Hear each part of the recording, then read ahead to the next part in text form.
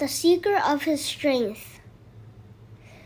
Many years passed, but after Joshua's death, the Israelites began to forget God again. As a punishment, God let the Philistines rule over his people for 40 years. One day, God sent an angel to a man called Manoah.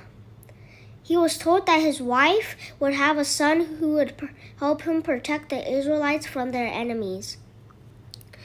When the boy was born, he was called Samson. As a sign that Samson belonged to God, his parents never cut his hair. Samson grew up very strong. Once, he even killed a lion with his bare hands. From that point, Samson realized that God has given him a special strength to use against the Philistines. And over that year, Samson did. He destroyed their crops and once killed thousands of them, using only a donkey's jawbone as a weapon. When they tried to trap him, he always escaped.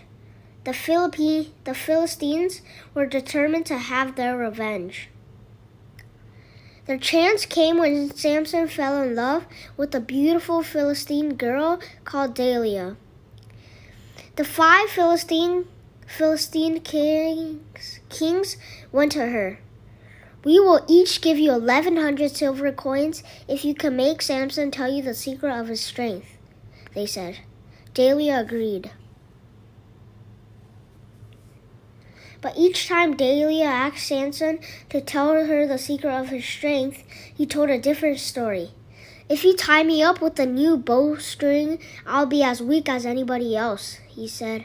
And then he used brand new rope to tie me up, weave my hair into a loom.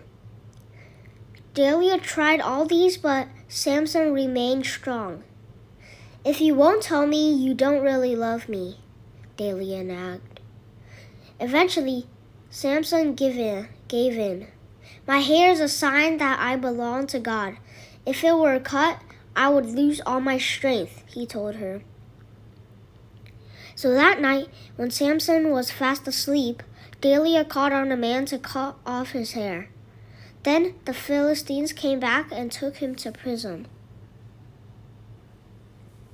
Samson was blinded and chained to take to prison in Gaza. He was made to work very hard. But slowly, Samson's hair grew back. One day, the Philistines held a feast in honor of their god Dagon. They had Samson brought from prison to the temple. The place was crowded of thousands of people who jeered and laughed at him. Samson prayed to God to give him strength. He reached out and pushed the pillars with all his might. Against the 2 pillars that supported the building. The temple collapsed and all inside were killed. It was Samson's final act against the enemies of Israel. He had been leaders for 20 years.